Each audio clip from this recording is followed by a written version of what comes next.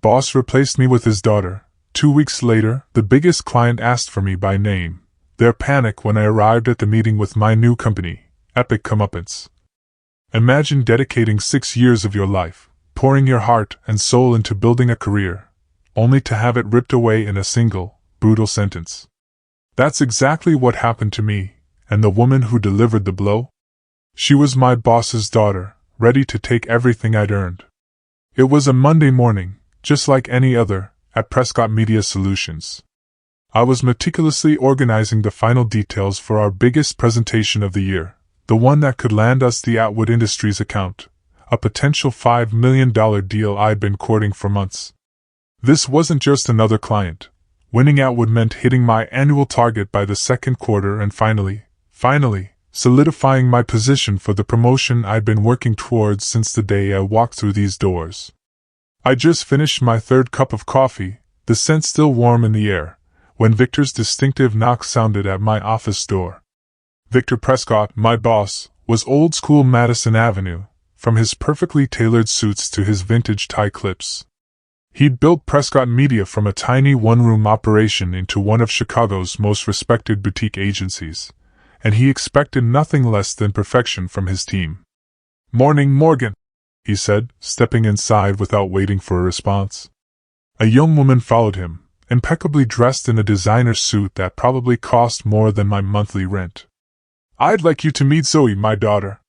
She just finished her MBA at Wharton." I stood, a professional smile plastered firmly in place despite the sudden intrusion and the uncomfortable twist in my gut. "Nice to meet you, Zoe." I extended my hand. "I didn't realize Victor had a daughter in the industry. Dad likes to keep his work and family lives separate," Zoe replied, her handshake deliberately firm, her smile not quite reaching her eyes.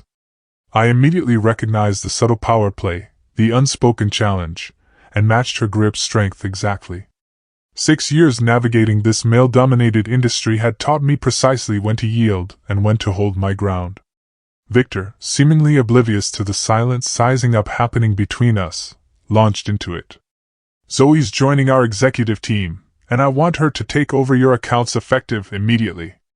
You'll transfer all your client files and brief her on ongoing projects by end of day." The room seemed to tilt. My accounts.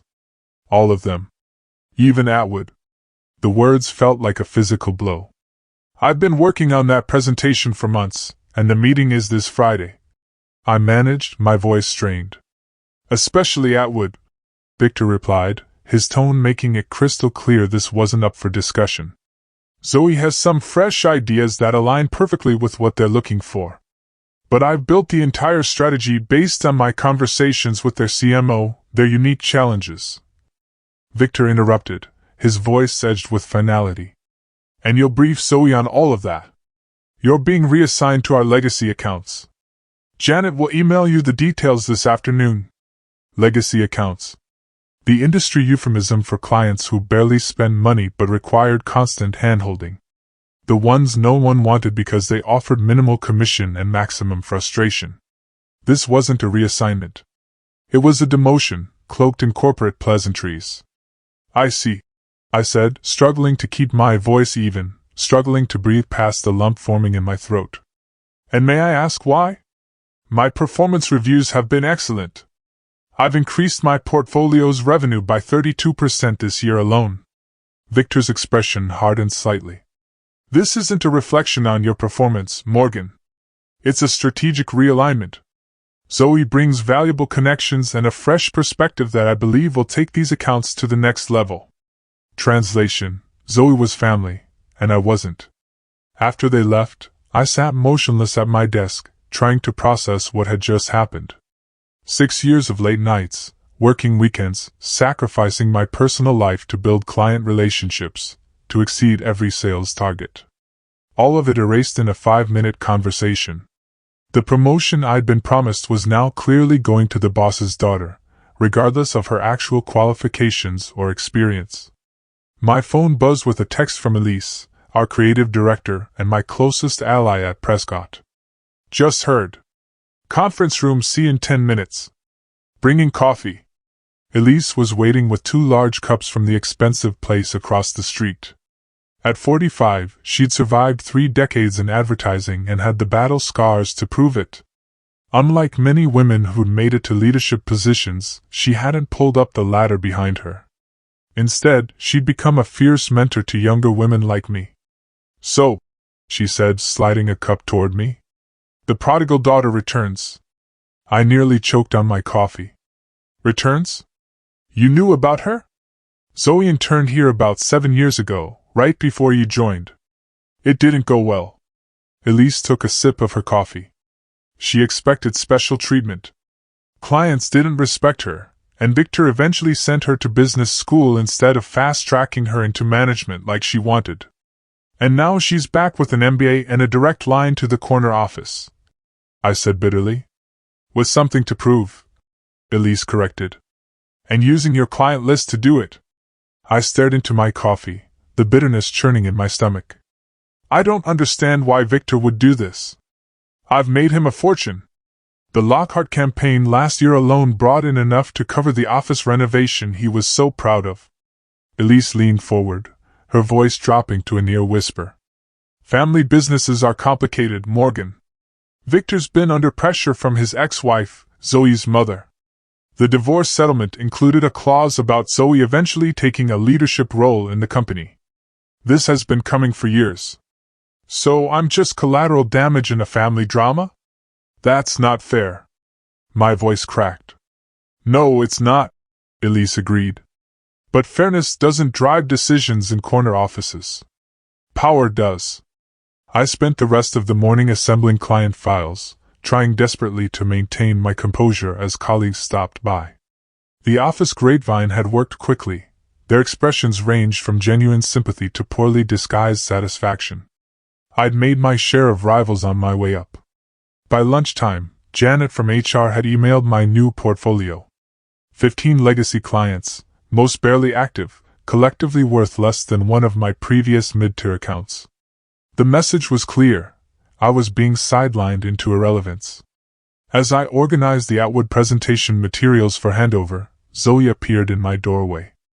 "I thought we could go through the outward brief now," she said, not bothering to ask if I was available.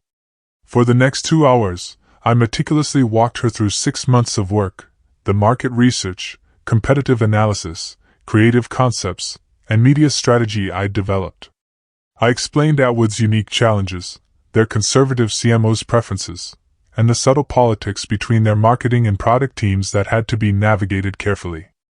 Zoe took minimal notes, interrupting occasionally with questions that, despite her prestigious degree, revealed her inexperience.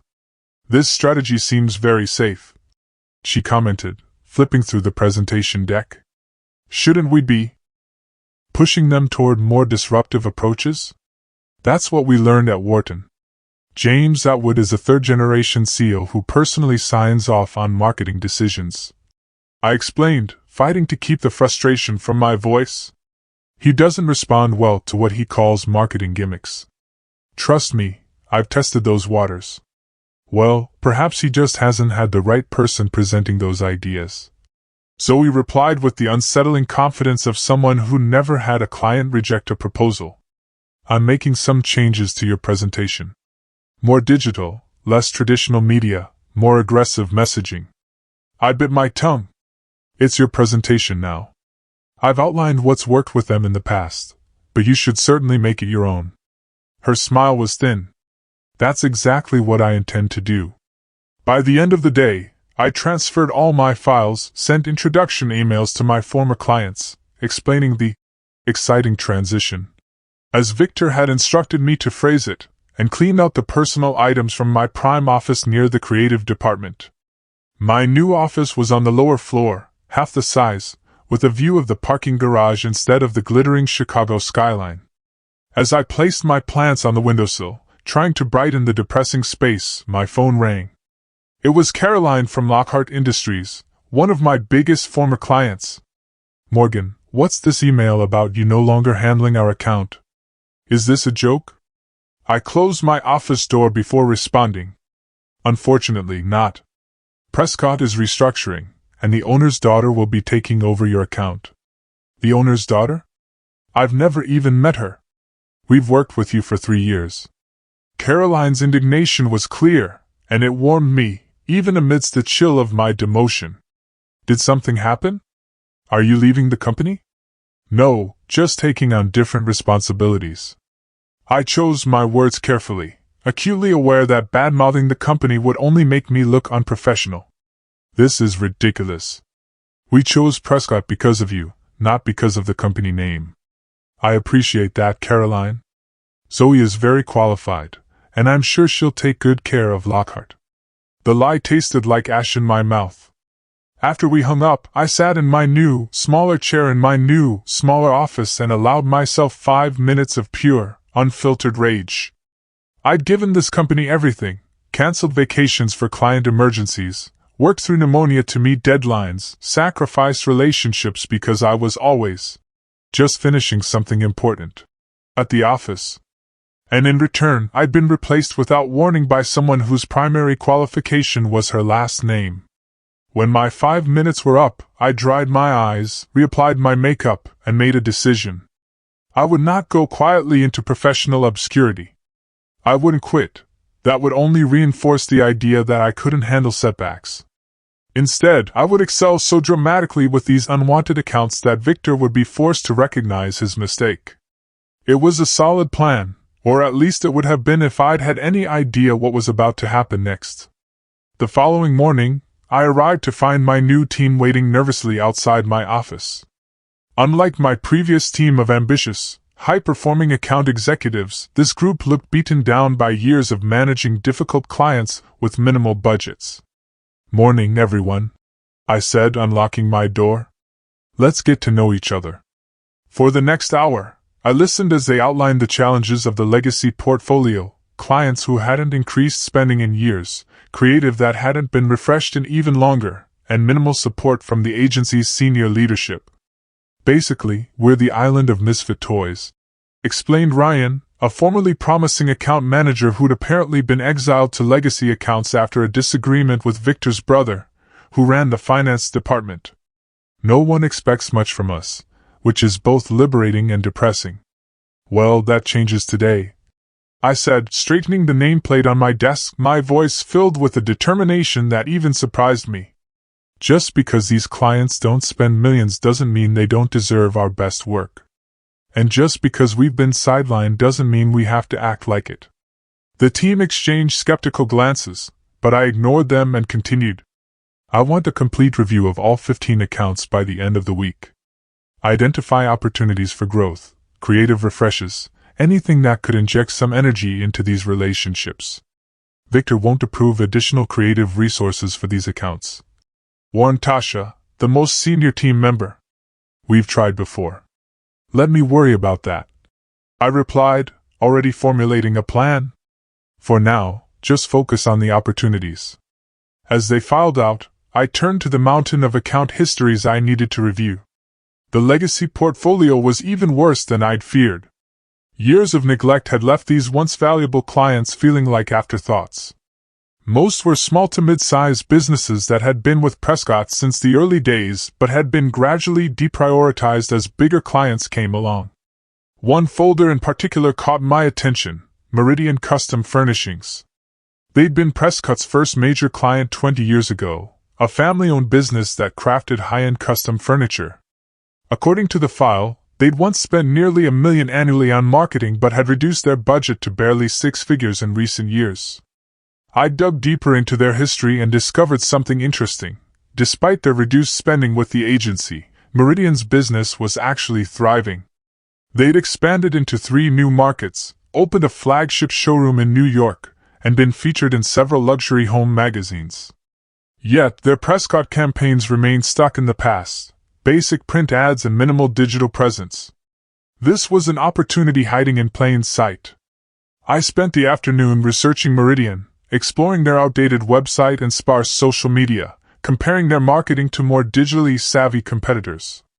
By evening, I drafted a complete revitalization proposal, a strategy that would modernize their approach without abandoning the heritage that made them special. The next morning, I called Robert Meridian, the founder's son, who now ran the company. "This is unexpected," he said after I introduced myself. We haven't heard from anyone at Prescott in months, aside from invoices.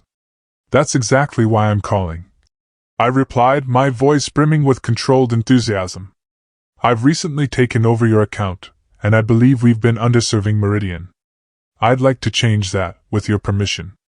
There was a pause. The last 3 account managers promised the same thing, Miss Chin. Nothing changed. I understand your skepticism, Mr. Meridian. That's why I'd like to show you what's possible, not just tell you about it. I've prepared a presentation specifically for Meridian.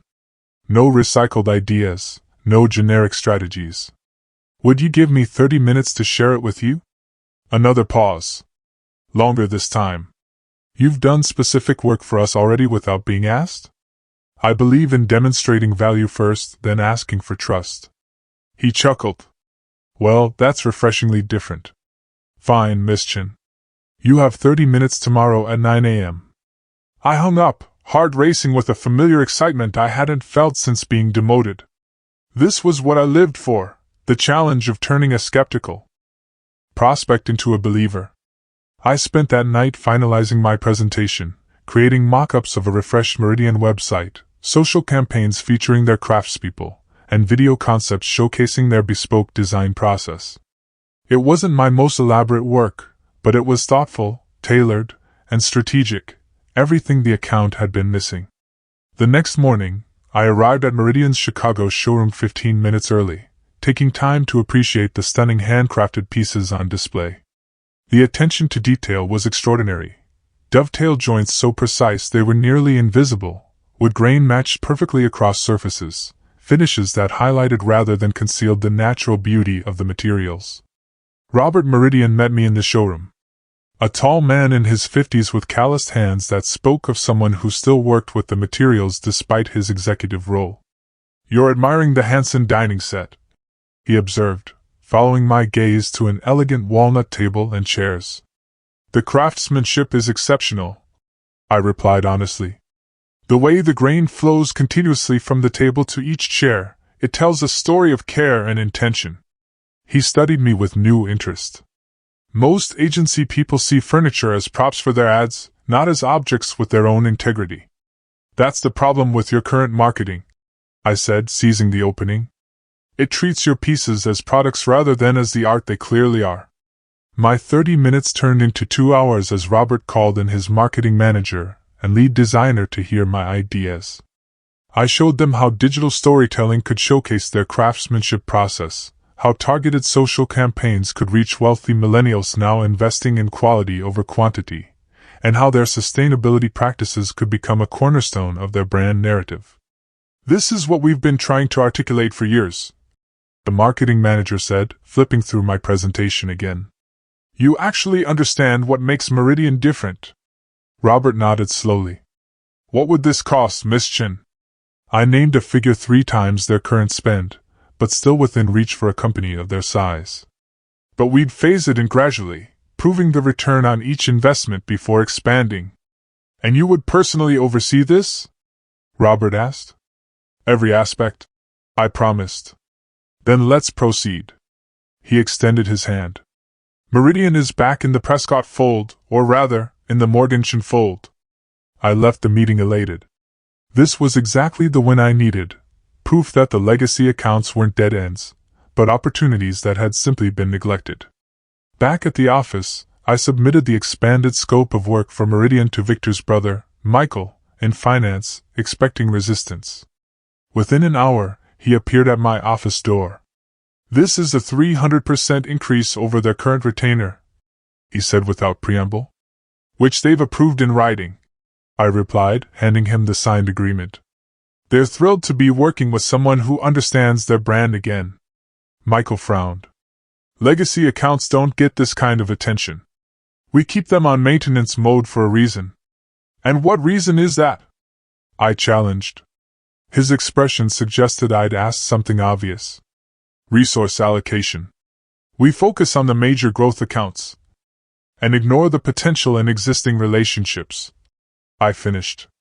That seems short-sighted. It's not your place to question established strategy, Michael said, his tone hardening. I'll have to discuss this with Victor. Please do, I replied calmly. I think you'll be interested to hear that Meridian has increased their budget by $300,000 after a single meeting. Michael left without another word. But the confrontation had made one thing crystal clear. The Prescott family wasn't just reorganizing for the sake of Zoe's career. The legacy accounts were deliberately being kept small, possibly to justify their eventual elimination. My success with Meridian had just disrupted that plan. Midway subscribe line asterisk by the way, if you're finding yourself as invested in this drama as I was, you might want to hit that subscribe button. Trust me, the story only gets wilder from here, and you won't want to miss what happens next. Over the next week, I applied the same focused approach to 3 more accounts, securing modest increases from each. My team's energy was transforming as they saw what was possible with actual leadership and attention. Even Ryan, the most cynical member, had started coming to me with ideas for revitalizing his accounts. Meanwhile, office gossip provided updates on Zoe's progress with my former clients. The Lockhart presentation had apparently gone fine, though not spectacularly. The Hanson media pitch had been postponed twice, and the crucial Atwood presentation was scheduled for Friday, tomorrow. I was reviewing campaign analytics for one of my newly engaged clients when Elise appeared in my doorway, closing the door behind her. "You need to hear this," she said in a low voice. "Zoe completely gutted your Atwood presentation, ignored everything you told her about their conservative approach.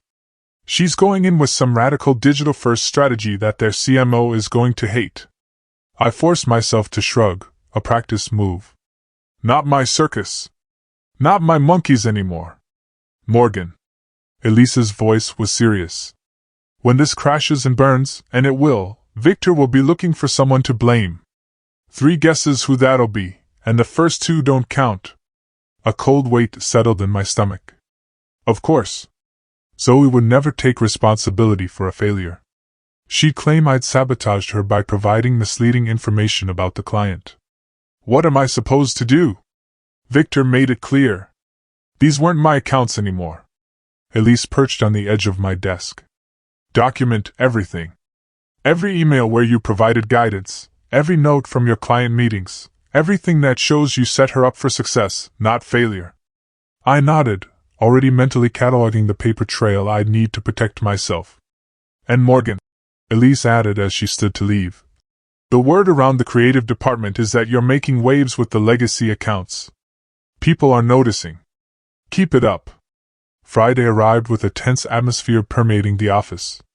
The Atwood presentation was scheduled for 2 p.m., and Zoe had commandeered the main conference room since morning, running her team through rehearsals that could be heard through the glass walls, her voice growing progressively more stressed with each run-through. I deliberately stayed on my floor, focusing on my own work and trying not to think about the presentation I should have been giving. Around 1:30, my phone rang with an unfamiliar internal extension. "Morgan Chin," I answered. "Morgan, it's Janet from reception. There's a James Atwood here asking for you. Says he's the CEO of Atwood Industries." I nearly dropped the phone. "James Atwood is in our reception area asking for me?" "Yes. And he seems impatient. I'll be right there." I hurried upstairs, my mind racing. Why would the notoriously private CEO of Atwood Industries, a man who rarely attended agency presentations, be here asking for me personally? James Atwood stood in reception, an imposing figure in his 60s with silver hair and the straight posture of a former military man. He turned as I approached. "Mr. Atwood," I said, extending my hand. "Morgan Chin, this is unexpected. Miss Chin." His handshake was firm. "I was told you'd be leading the presentation today. Instead, I find my team is meeting with someone I've never heard of." I chose my next words carefully. "There's been a recent reorganization. Zoe Prescott has taken over the Atwood account." "And why is that?" "Our CMO spoke highly of your understanding of our brand." "It was a leadership decision," I replied diplomatically. "Zoe is actually the owner's daughter and has just joined the executive team." Something shifted in James Atwood's expression. "I see. A family appointment rather than a merit-based one." Before I could respond, Victor rounded the corner with Zoe close behind, both looking alarmed to find the CEO in reception rather than the conference room. "Mr. Atwood," Victor exclaimed, his voice strained. "We were expecting you in the presentation. Is everything all right?" "No, Mr. Prescott. It isn't," Atwood replied bluntly. "I specifically came today because I was told Morgan Chen would be presenting. I make time for people who understand our business, not for family appointments." The color drained from Victor's face. "There's been a misunderstanding. Zoe is exceptionally qualified to present. A strategy for a company she's never engaged with." "I doubt that." Atwood turned to me. "Miss Chen, are you familiar with the presentation scheduled for today?" I felt 3 pairs of eyes fixed on me intently.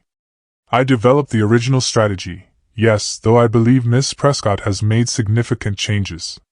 "And do you still stand behind the original strategy you developed?" I met his gaze directly. "Completely." James Atwood nodded once. "Then you'll present it now." Victor started to object, but Atwood cut him off with a raised hand. "Mr. Prescott, I respect your right to run your business as you see fit. I have the same right with mine. Either Morgan Chen presents or Atwood Industries will be seeking a new agency relationship effective immediately." The moment hung suspended in the reception area. Victor's shock, Zoe's barely concealed fury, and my own stunned surprise creating a tableau of corporate drama. Finally, Victor nodded stiffly. "Of course, Mr. Atwood. Morgan will present." He turned to me, a professional smile firmly in place despite the tension in his jaw. "Morgan, perhaps you could use the small conference room to review the presentation materials before we begin." I nodded, maintaining my composure despite the emotional whiplash. "Give me 15 minutes, Mr. Atwood." "Take 20, he replied. "I want your best work, not your rushed work." As I turned toward the conference room, I caught a glimpse of Elise watching from the creative department, a small, triumphant smile playing at the corners of her mouth. This unexpected turning of tables was just the beginning of a transformation that would reshape not just my career, but the entire power structure of Prescott Media Solutions. In the small conference room, I quickly downloaded my original presentation from the cloud backup I'd wisely created. Scrolling through it confirmed my suspicions. Zoe had indeed gutted the strategy I'd carefully crafted based on months of relationship building with Atwood's team. Gone was the heritage-focused approach that respected their 75-year company history. In its place stood flashy digital concepts that might work for a tech startup but would alienate Atwood's traditional manufacturing clientele. I restored my original slides, adding only a few minor updates to reflect market changes from the past week. As I worked, the door opened and Elise slipped in, closing it quietly behind her. "Need a second set of eyes?" she asked, already pulling up a chair. "Always," I replied, grateful for the support. Zoe completely rewrote the strategy. It would have been a disaster. Elise scanned through the presentation. Classic case of MBA syndrome, thinking theoretical knowledge trumps actual client relationships. She pointed to a slide. "You should emphasize the ROI data here. James Atwood is famously numbers-driven." We spent the next 15 minutes refining the presentation with Elise offering insights from her previous interactions with Atwood executives. Her suggestions were subtle but valuable, highlighting certain data points, rearranging the flow for maximum impact, adding context that would resonate with the CEO specifically. Victor's in panic mode, Elise informed me as we wrapped up. "I've never seen him this rattled. James Atwood almost never attends pitch meetings, and he certainly doesn't make demands about who presents. Why would he care who presents as long as the strategy is solid?"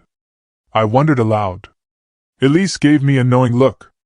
"Because people like James Atwood didn't build empires by trusting institutions. They trust people. You obviously made an impression during your research phase." A light knock interrupted us, and Janet from reception appeared. "They're ready for you in the main conference room." The walk down the hallway felt surreal. Just 3 days ago, I'd been exiled to the lower floor, written off as yesterday's news.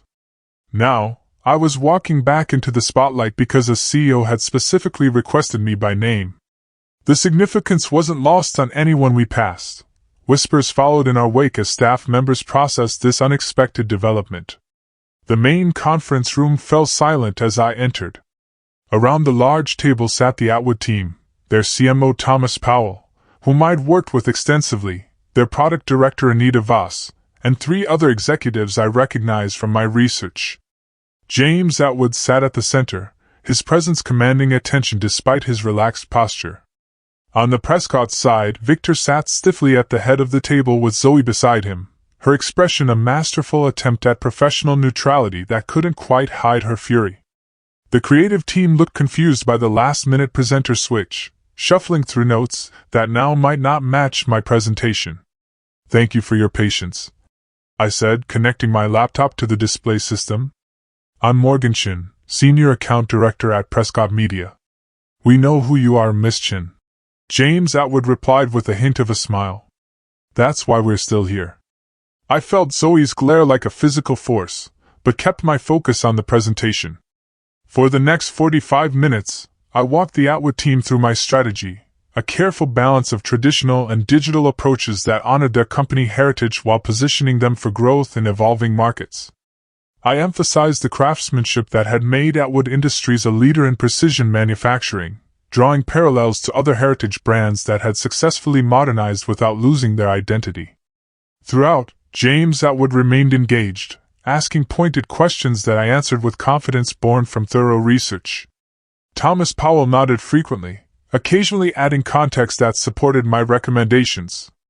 The energy in the room shifted perceptibly as the presentation progressed, from initial tension to growing enthusiasm. "What I appreciate," James Atwood said as I concluded, "is that you clearly understand what makes Atwood different. We're not trying to be the newest or trendiest manufacturer. We've succeeded for 3 generations by being the most reliable, the most precise, the most consistent." "Excellence isn't trendy," I replied. "It's timeless. Our strategy simply makes that excellence visible to both your existing clients and the next generation of engineers and purchasing managers who might not automatically look to a 75-year-old company for innovation." James Atwood turned to Victor. "Your agency gets it. Or rather, Miss Chin gets it." He stood, signaling the meeting's end. "We'll proceed with Prescott Media as discussed, with Morgan Chin as our primary contact." Victor's smile remained fixed as he rose to shake Atwood's hand. "We are delighted to continue our relationship. I assure you that Morgan will receive all the resources needed to execute this strategy flawlessly." After the Atwood team departed, Victor immediately called for Elise, Zoe, and me to join him in his office. The walk there was silent, tension crackling between us like static electricity before a storm. Victor's office occupied the building's corner, with floor-to-ceiling windows overlooking the Chicago skyline, a visual reminder of his position at the company's peak. He sat behind his massive desk, fingers steepled, studying each of us before speaking. "That," he finally said, his voice clipped, "was both the most impressive presentation I've seen this year and the most embarrassing situation I've faced as CEO." No one responded. Elise remained professionally neutral while Zoe stared at a point just above her father's head, jaw tight. James Atwood personally attending a pitch meeting and demanding a specific presenter. Victor shook his head. "In 25 years, I've never experienced anything like it. Morgan, explain how you developed such a relationship with him without my knowledge." I chose my words carefully. I didn't have a prior relationship with James Atwood. During my research phase, I conducted extensive interviews with their executive team and toured their manufacturing facilities. I spoke with their clients and their engineers. I immersed myself in their company culture to understand what truly differentiated them. And apparently impressed Thomas Powell enough that he mentioned you to his CEO. Victor concluded, finishing my thought. "I simply did my job thoroughly," I replied, maintaining professional modesty despite the vindication I felt. Victor nodded slowly, then turned to his daughter. "Zoe, why did you discard Morgan's original strategy given her obvious understanding of the client?" Zoe straightened defensively. "The strategy was overly conservative.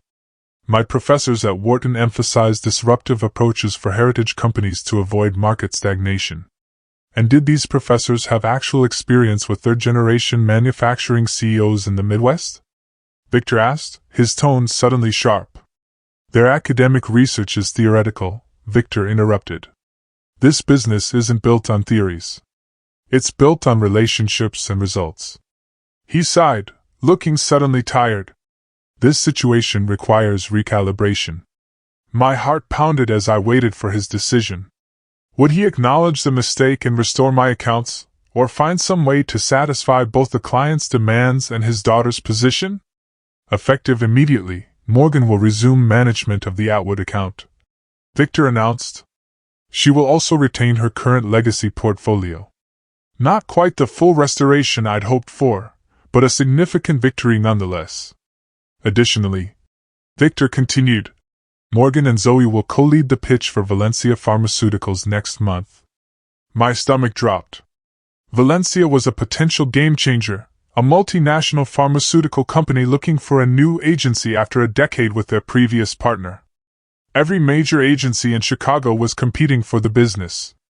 Being forced to collaborate with Zoe, who clearly resented me and had already demonstrated her willingness to discard my work, would be a minefield. Co-lead. Zoe's tone made the concept sound physically painful. Yes, Victor said firmly. Morgan has demonstrated exceptional client insight and relationship-building skills. You bring valuable strategic frameworks and fresh perspective. Together you'll give us the best chance of winning Valencia. It was a diplomatic solution that pleased no one. I would keep Atwood, but remain saddled with the legacy accounts while adding the pressure of a major pitch. Zoe would get the opportunity to work on Valencia, but would have to share the spotlight. Now, Victor concluded, I suggest you both find a way to make this work. Elise, your creative team will support both the Atwood execution and the Valencia pitch. Let's not waste any more time on internal politics when we have clients to serve. As we filed out of his office, Zoe brushed past me without a word, disappearing down the hallway toward her office. Elise and I exchanged glances. Well, she said quietly, that could have gone worse. Or better, I replied, equally low. Co-leading with someone who just tried to erase my work isn't exactly a dream scenario. True, but you're back in the game. Elise smiled. And you've got something Zoe doesn't have, the respect of the staff who actually do the work. That counts for a lot in this business. Back at my lower floor office, I found my team gathered expectantly. News of the Atwood presentation had spread throughout the agency with remarkable speed. Is it true? Ryan asked as I approached. Did James Atwood really demand you as the presenter? It happened, I confirmed, unable to keep a small smile from my face. And you're keeping our accounts too? Tasha looked worried. They're not pulling you back upstairs completely? Her concern touched me. In just a short time, I'd managed to build genuine rapport with this previously demoralized team. I'm keeping both, I assured them. We'll continue the work we've started with the legacy portfolio. In fact, I have some ideas for Westbrook manufacturing that I'd like your input on, Ryan. The relief on their faces was palpable. For perhaps the first time, these account managers felt valued, not just as caretakers of accounts no one else wanted, but as meaningful contributors to the agency's success. The afternoon passed in a blur of congratulatory emails and strategy sessions with my team. By 6 o'clock, most of the staff had departed, leaving the office pleasantly quiet. I was reviewing the latest Meridian campaign metrics when Zoe appeared in my doorway. She changed from a presentation outfit into more casual attire, though. Casual. For Zoe still meant designer jeans and a silk blouse that probably cost more than my entire wardrobe. We need to talk, she said, remaining in the threshold as if unwilling to fully enter my space. I gestured to the chair opposite my desk. Please. Zoe sat rigidly, examining my office with poorly disguised disdain. This is about Valencia. I figured as much. I want to establish ground rules for our collaboration. She said the word as if it tasted unpleasant. I've already developed a preliminary strategy based on my analysis of their market position. Of course she had. Without any client conversations or detailed research, she'd already determined the approach. I'm happy to review it, I said neutrally, though I usually prefer to start with extensive client discovery before developing strategic recommendations.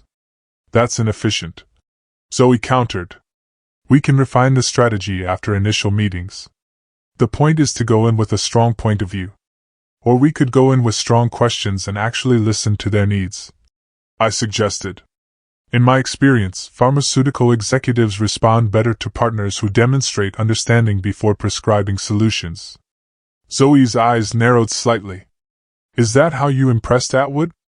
By asking questions rather than providing answers? By asking the right questions, which led to more effective answers, I clarified. Different industries have different expectations. Manufacturing executives value precision and reliability.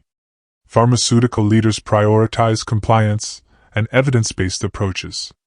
I'm well aware of industry differences, Zoe said stiffly. My MBA concentration was in healthcare marketing. Then you know that pharmaceutical companies face unique regulatory constraints that shape their marketing decisions, I replied. Those constraints aren't theoretical. They're practical daily considerations for their marketing teams.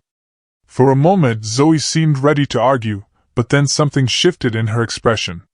You've worked with pharma clients before? GSK and Bristol Myers Squibb before joining Prescott, I confirmed. I led digital compliance strategy for their consumer health divisions. This information clearly disrupted her assumptions. She'd been operating on the belief that her prestigious education gave her an advantage, only to discover I had actual experience in the specific industry we were targeting. Why didn't you mention this to my father? She asked. He didn't ask, I replied simply. And until now, my pharmaceutical experience wasn't relevant to my accounts at Prescott. Zoe studied me with new calculation in her gaze. So, you know the FDA marketing guidelines, the PAB code, the significant differences between consumer and professional pharmaceutical marketing? I do. She nodded slowly, seemingly coming to some internal decision. Then perhaps we should approach this differently. I'll share my preliminary strategy. You identify regulatory concerns or client-specific considerations I might have missed. It wasn't quite the equal partnership Victor had envisioned, but it was progress from her previous dismissiveness. That's a start, I agreed. But we should also align on our approach to the initial client meetings. Valencia's RFP specifically mentions their interest in agencies that demonstrate a collaborative culture and unified leadership. If we appear divided, we've lost before we've begun. Zoe frowned, clearly having missed this detail in the request for proposal. Fine, we'll present a unified front to the client. She stood, smoothing her impeccable jeans. I'll send you my deck tonight. We can meet tomorrow to discuss. I'll review it and provide feedback, I promised, choosing not to point out that Saturday morning work sessions hadn't been part of my plans. After Zoe left, I leaned back in my chair, processing the interaction.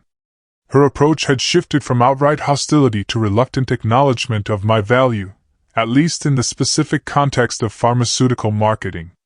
It wasn't friendship or even true respect, but it was a crack in her armor of entitlement.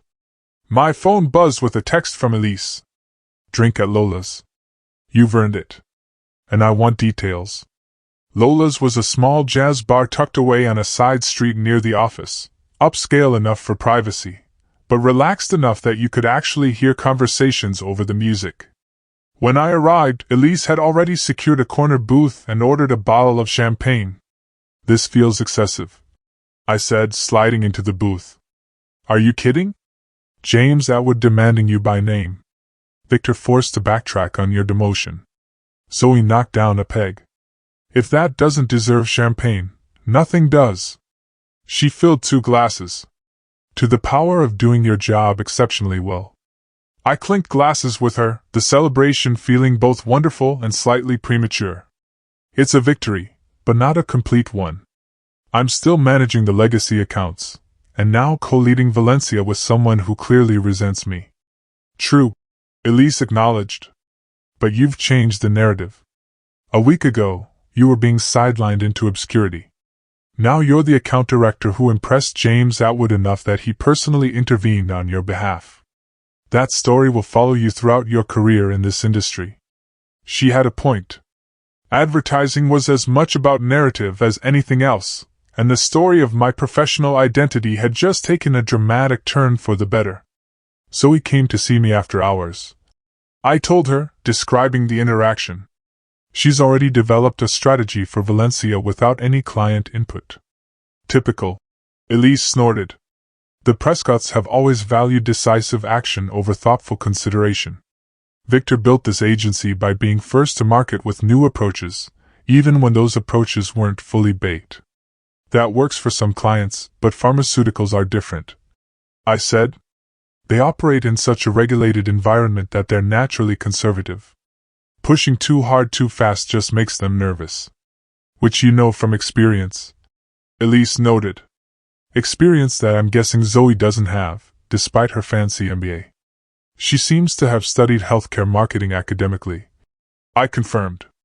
But there's a world of difference between case studies and actually navigating FDA regulations with real clients and real consequences. So you have leverage, Elise concluded. Knowledge she needs but can't easily acquire before the pitch.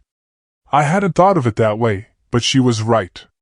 My practical experience gave me something valuable to contribute, something Zoe couldn't simply override or dismiss without potentially jeopardizing the pitch.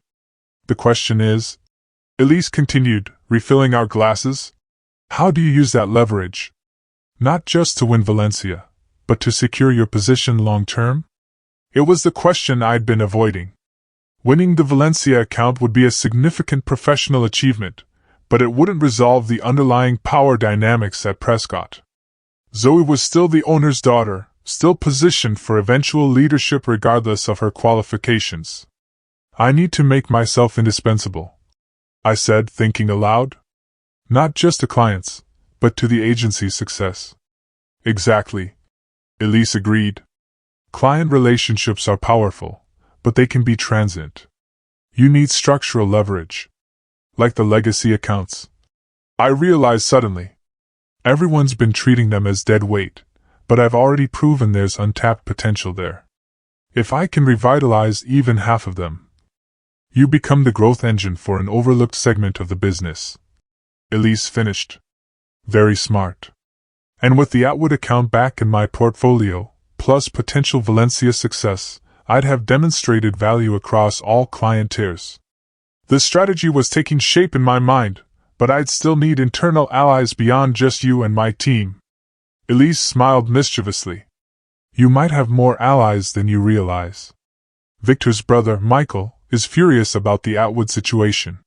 Furious at me? I asked, confused. At Victor, Elise clarified. He believes the strategic realignment that gave Zoe your accounts was hasty and ill-considered.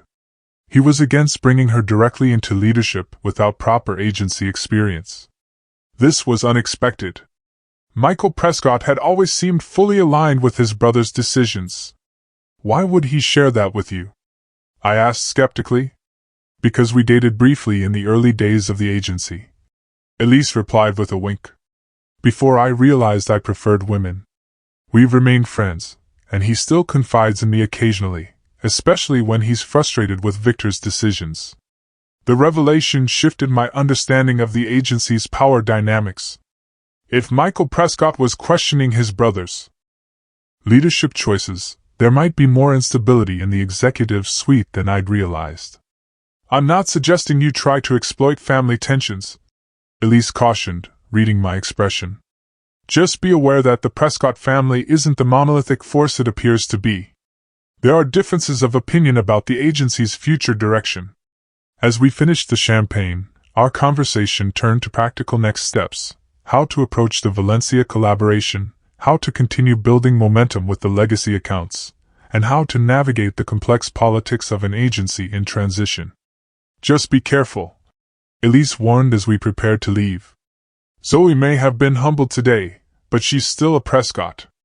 And Prescotts don't forget perceived slights. I didn't create this situation, I pointed out. James Atwood did. Doesn't matter, Elise replied.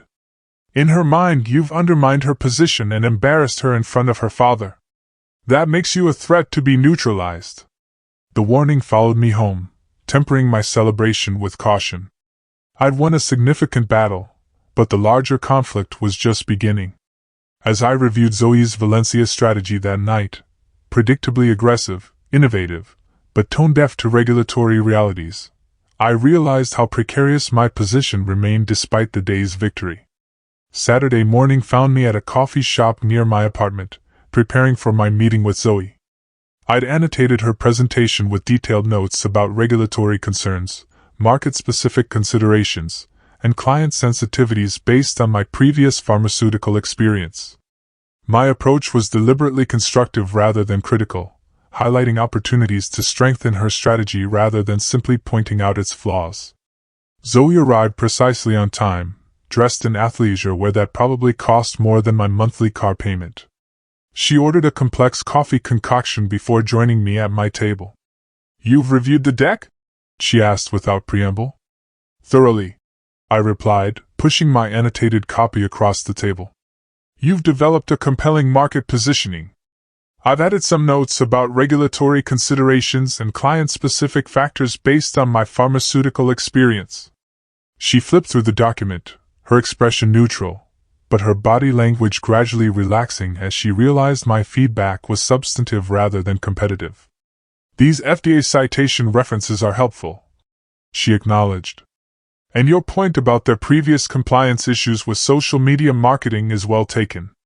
Valencia was fined last year for influencer content that made implied claims without proper substantiation," I explained.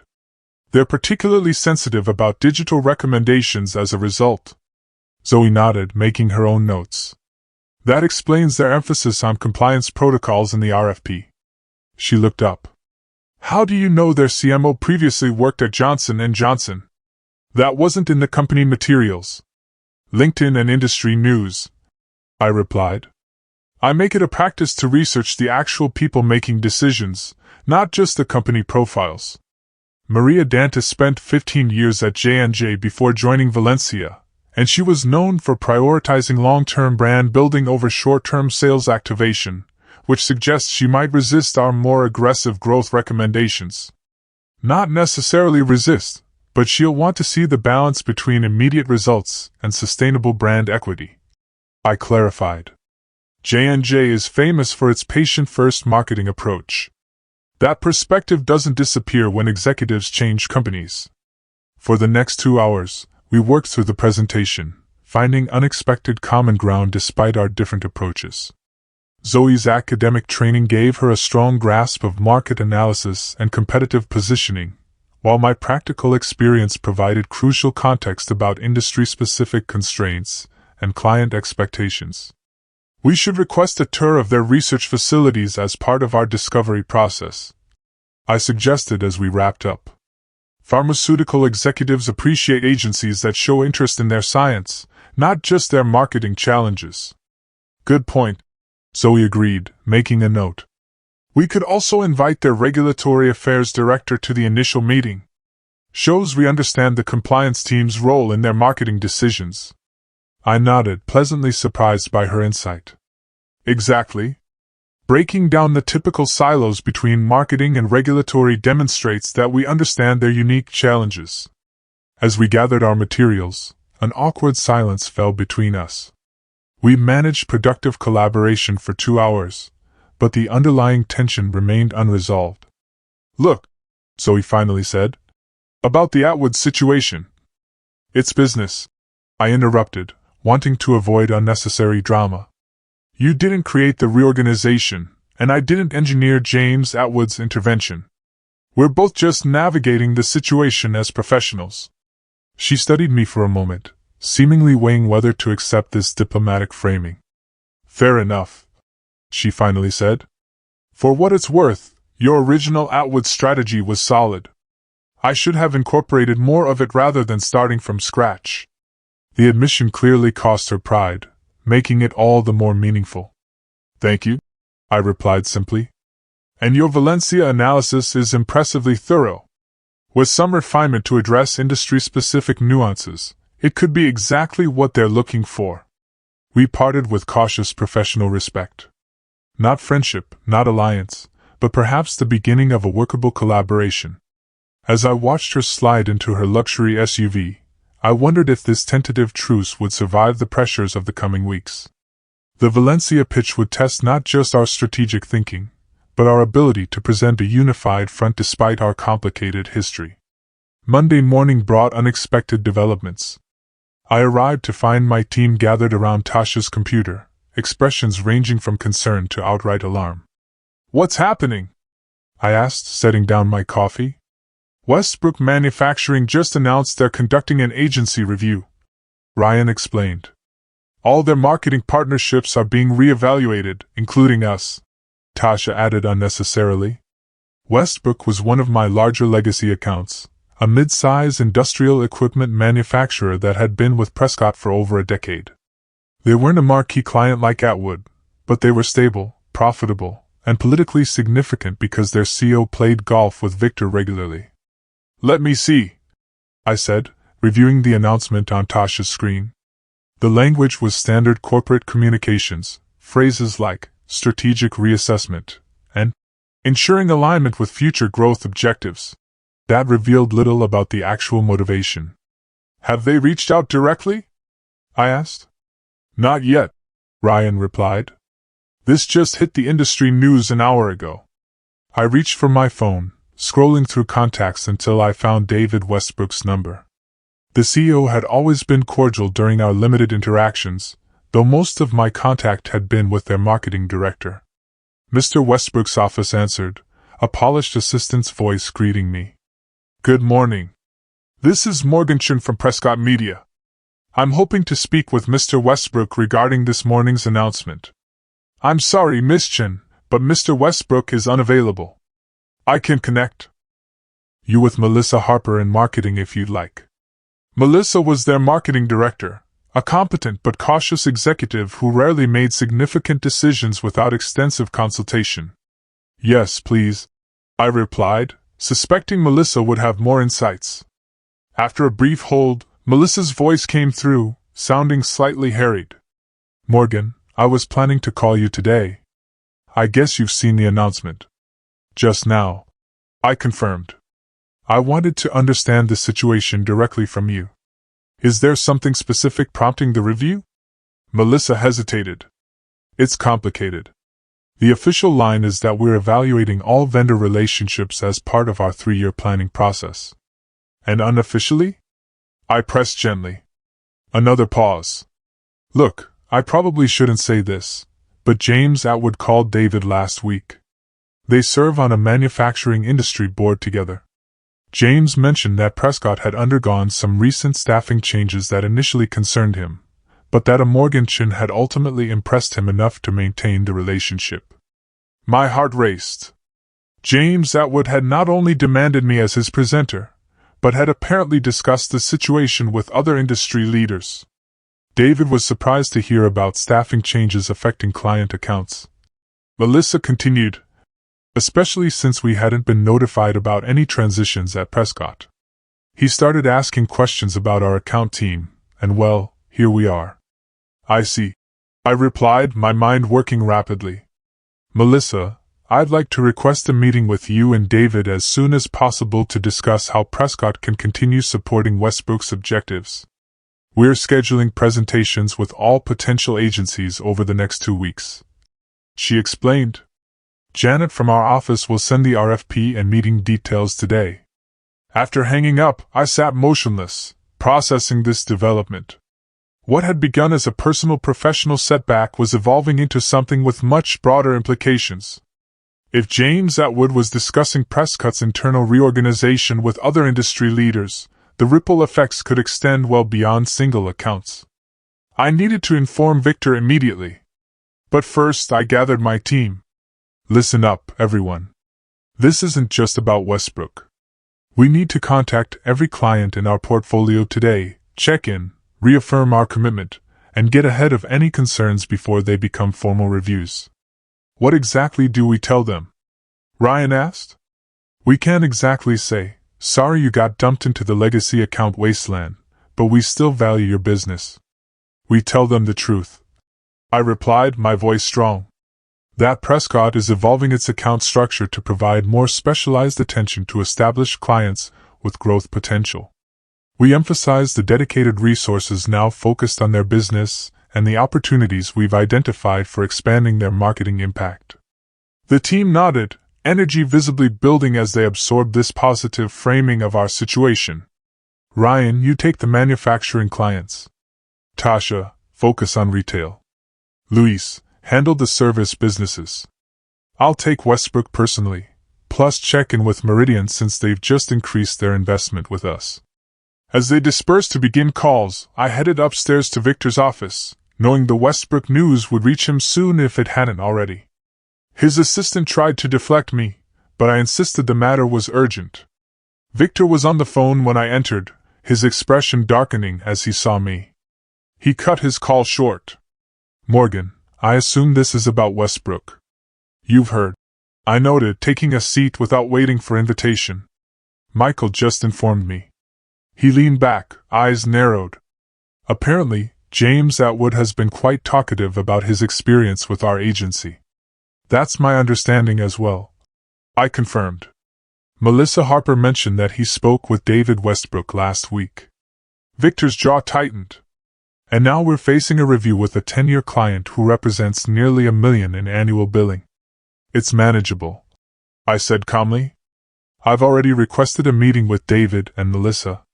My team is contacting every client in our portfolio to get ahead of any similar concerns. Your team, Victor repeated, emphasis on the possessive. The legacy accounts that were deliberately consolidated because they weren't growth priorities. Perhaps that classification needs reevaluation, I suggested. Meridian has already tripled their spending. Several others have shown similar potential with the right attention. Victor studied me, calculation evident in his expression. You're suggesting the legacy portfolio is actually an untapped growth opportunity. I'm stating it as fact. I replied confidently. These clients were neglected, not inherently limited. With proper strategy and attention, many could significantly increase their marketing investment. The implications hung between us. If I was right, the organizational restructuring that had demoted me to make room for Zoe had actually been strategically flawed, potentially putting millions in reliable revenue at risk. And Westbrook specifically? Victor asked. Can you retain them? If I lead the pitch personally and demonstrate our renewed commitment to their business, yes. David Westbrook values relationships and stability. He's conducting this review because he felt blindsided by changes he learned about from an industry peer, not because he's genuinely dissatisfied with our work. Victor nodded slowly, coming to a decision. You'll lead the Westbrook defense. Full resources, whatever you need, and continue your revitalization efforts with the other legacy accounts. It wasn't quite a vindication, but it was an acknowledgement that my approach had merit and that the agency now needed my client relationships more than I needed their organizational validation. As I turned to leave, Victor added, the Valencia pitch team meets tomorrow morning. I expect you and Zoe to present a unified strategy and approach. We've already begun aligning our thinking, I assured him. Despite our different perspectives, we're finding productive common ground. Back at my office, I found an email from Zoe requesting a meeting that afternoon to finalize our Valencia approach. Her tone was businesslike, but not hostile, a continuation of our cautiously professional interaction from the weekend. The organizational turbulence was far from resolved, but the power dynamics had shifted perceptibly. What had begun as a simple case of nepotism had evolved into a complex realignment of agency priorities, client relationships, and internal alliances.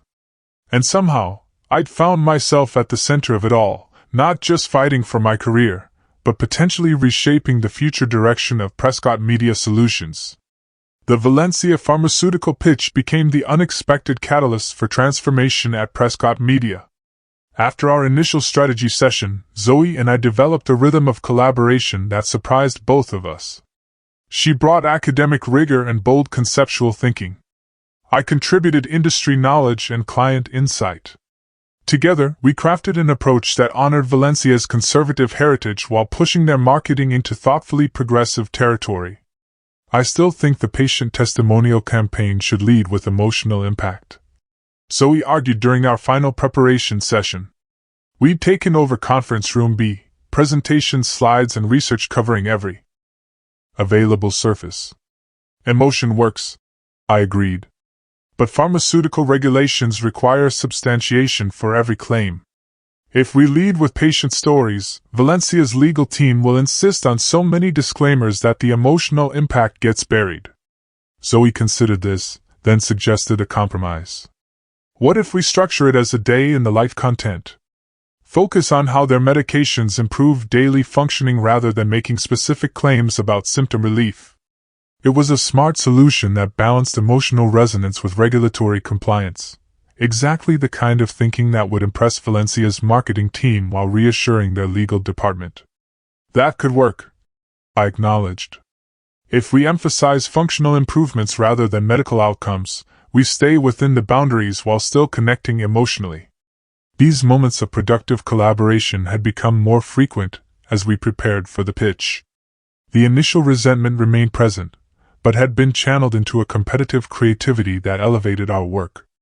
We still disagreed often, sometimes intensely, but the disagreements now produced better ideas rather than simply creating friction. Meanwhile, my efforts with the legacy accounts were bearing fruit.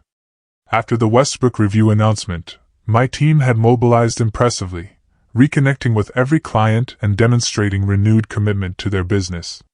3 more accounts had increased their spending, and Meridian had referred us to a complementary business in their industry. The morning of the Valencia pitch arrived with unexpected calm. Zoe and I had rehearsed extensively, each understanding our role in the presentation. Victor would introduce the agency. Zoe would lead the strategic overview. I would handle the regulatory and implementation sections, and we would jointly present the creative concepts. Ready? Zoe asked as we gathered our materials in the reception area, waiting for the Valencia team to arrive. As ready as anyone can be when 10 million in potential billing is on the line, I replied with a wry smile. 20, she corrected. If they consolidate all their consumer brands with one agency. The stakes were indeed enormous, not just financially but symbolically. Winning Valencia would cement Prescott's position as a player in pharmaceutical marketing, opening doors to an entire industry segment we'd previously only touched peripherally. Victor joined us, adjusting his tie nervously. Everything prepared? Team aligned? Any last-minute issues? We're fully prepared, I assured him. Zoe and I have developed a comprehensive approach that addresses both Valencia's growth objectives and their compliance requirements. The subtle shift in dynamics wasn't lost on Victor. I had placed Zoe's name before mine, a small acknowledgement of her contributions that served as both professional courtesy and strategic positioning. If the pitch succeeded, we would share credit. If it failed, we would share responsibility. The Valencia team arrived with formal precision. 6 executives, including their CMO, Maria Dantas, their regulatory affairs director, and surprisingly, their chief medical officer. The presence of the CMO, unusual for an initial agency pitch, signaled how seriously they were taking this review. Introductions made, we moved to the main conference room where Elise and the creative team awaited. The presentation unfolded with well-rehearsed precision, each of us handling our sections flawlessly while maintaining a unified narrative thread. Victor established Prescott's credentials. Zoe outlined our understanding of their market challenges, and I detailed our approach to navigating regulatory constraints while still delivering marketing impact. When we reached the creative concepts, Maria Dantas leaned forward visibly, always a good sign. Our day in the life patient campaign clearly resonated, as did our physician education approach that elevated scientific substance over marketing flash. What impresses me, Maria noted during the Q&A, is that you've managed to be both innovative and compliant. Most agencies give us ideas our legal team immediately rejects, or safe concepts that won't move the needle. We believe effectiveness and compliance aren't opposing forces, I replied. They're complementary requirements that, when properly integrated, create marketing that actually works in the healthcare environment. And how would you structure our account team? Asked their procurement director, who specifically would lead our business. Victor stepped in smoothly. Valencia would be led jointly by Zoe and Morgan. Their complementary skills, Zoe's strategic vision and Morgan's pharmaceutical expertise, would ensure you receive both innovative thinking and practical implementation. The description was diplomatic, positioning our co-leadership as intentional strength rather than temporary accommodation.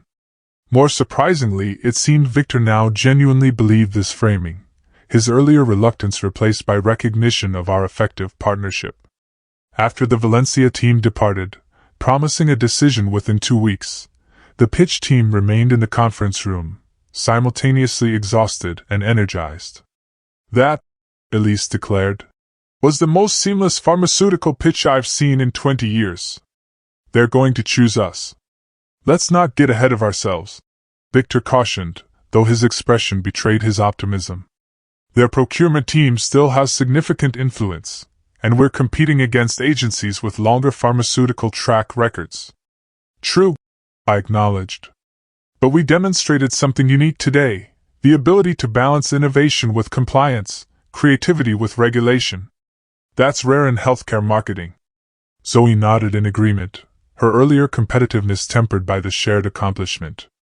We should prepare for the second-round discussions. They'll likely have follow-up questions about implementation timelines and team structure. Her use of we rather than I represented subtle but significant progress in our professional relationship. As the team dispersed, Victor asked Zoe and me to join him in his office. The potential Valencia win had clearly shifted his perspective on our collaboration. His earlier skepticism replaced by cautious endorsement. Whatever happens with Valencia, he said once we were seated, you two have demonstrated effective partnership despite challenging circumstances. I'm considering how this model might apply to other major accounts. The implication was clear. Our forced collaboration had produced results that warranted replication, potentially creating a new leadership structure at the agency. The Westbrook defense is next week, Victor continued. Morgan, given your success in retaining Atwood and revitalizing the legacy accounts, I want you to lead that presentation. Zoe, I'd like you to contribute strategic input, though Morgan will make final decisions given her relationship with the client. It was a remarkable reversal from his earlier positioning. Zoe would still be involved, but I would lead, an arrangement that would have been unthinkable weeks earlier. There's one more item we need to discuss, Victor added, his tone growing more serious. Michael has been analyzing our account distribution and revenue projections. The legacy portfolio you've been revitalizing, Morgan, now shows greater growth potential than several of our supposedly premium accounts. The validation was satisfying, confirming what I'd recognized from the beginning, that these clients weren't inherently limited, just underserved. In fact, Victor continued, if current trends continue, your legacy portfolio could generate more new revenue this year than our 3 largest accounts combined, simply because you've identified opportunities everyone else overlooked. Zoe shifted uncomfortably, sensing where this conversation was heading.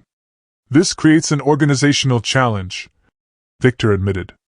Our current structure doesn't properly value or support these relationships. Michael is recommending we create a new division specifically focused on these growth opportunities, with dedicated creative resources and strategic support. A legacy growth division, I suggested, immediately seeing the potential. Focused on maximizing value from established relationships rather than just pursuing new business. Exactly, Victor confirmed. And we believe you should lead it, Morgan, as Executive Vice President of Client Growth. Executive Vice President.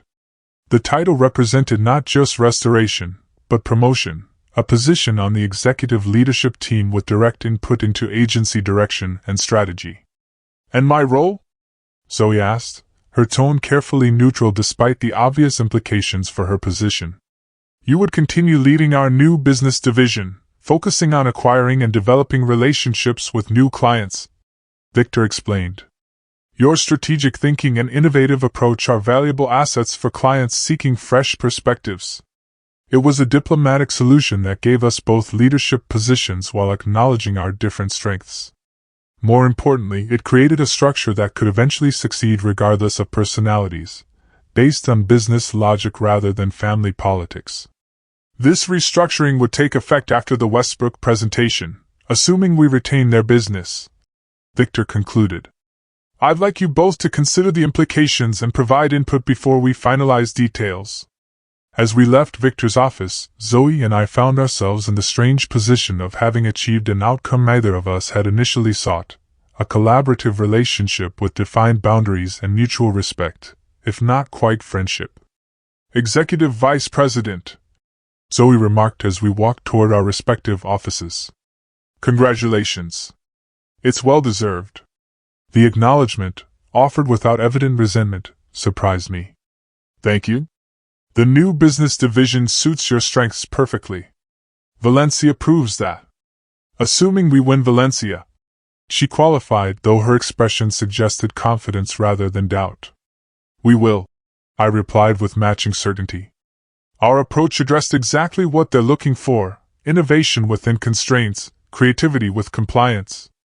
We reached the elevator that would take Zoe to the executive floor while I returned to my lower-level office, an arrangement that would soon change with my promotion.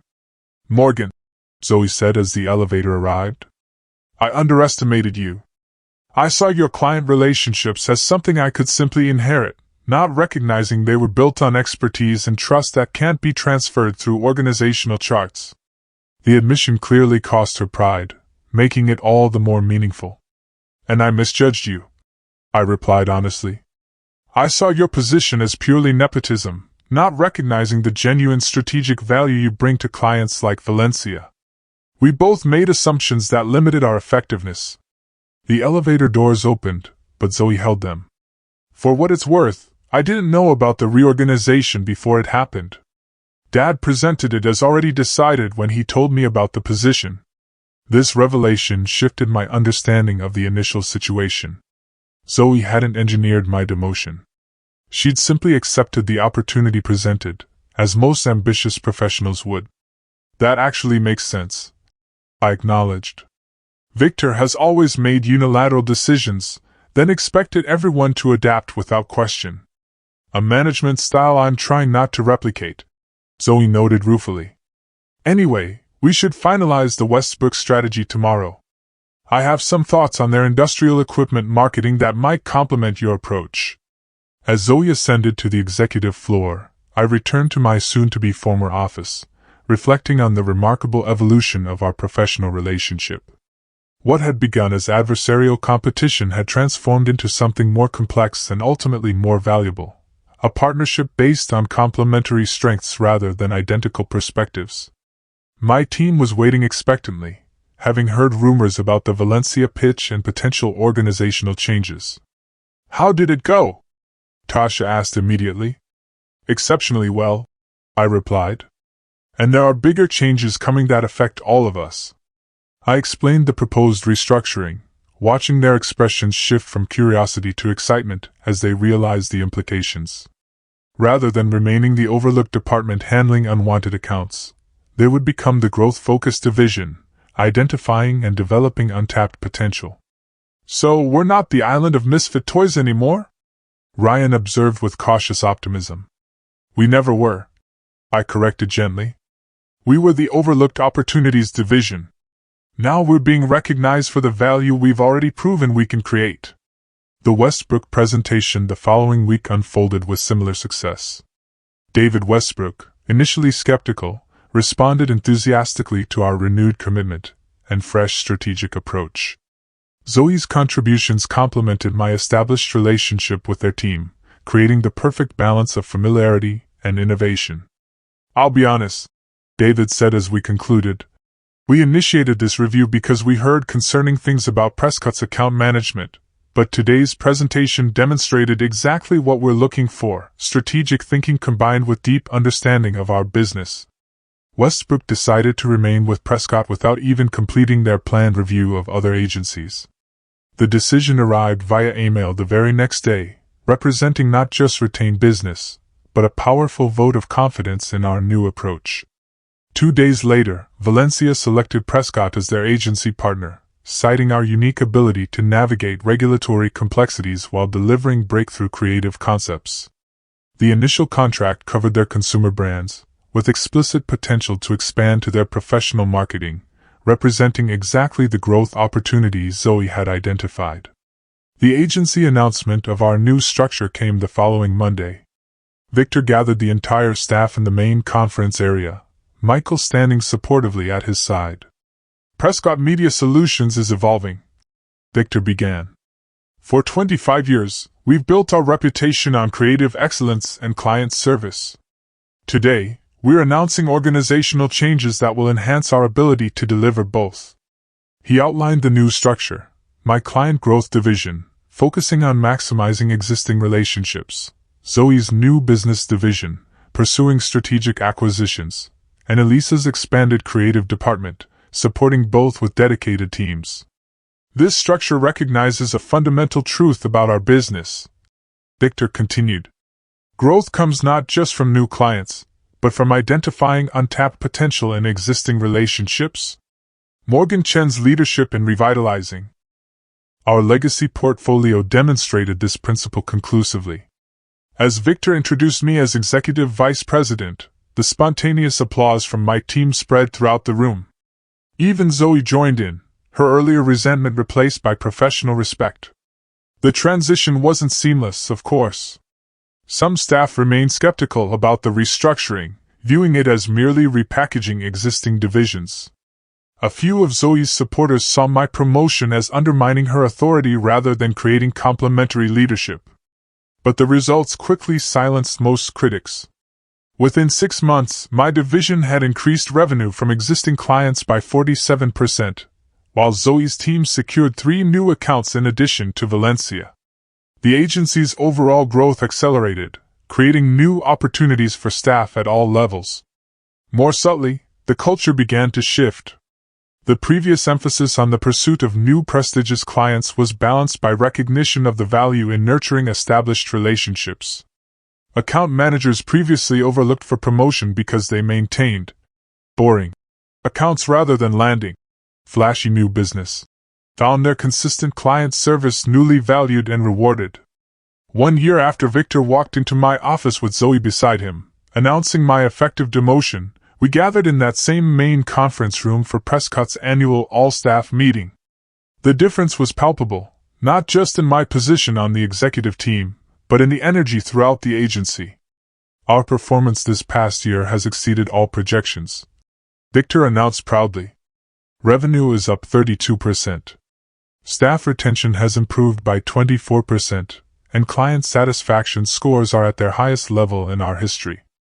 He acknowledged each division's contributions, highlighting specific achievements and outstanding performers. When he reached the client growth division, his praise was unequivocal. Morgan Chen's leadership has transformed how we view existing client relationships, he stated. By identifying growth opportunities others overlooked, her team has generated over $12 million in incremental revenue while strengthening some of our longest-standing client partnerships. The professional vindication was deeply satisfying. But even more meaningful was the change in how we operated as an organization.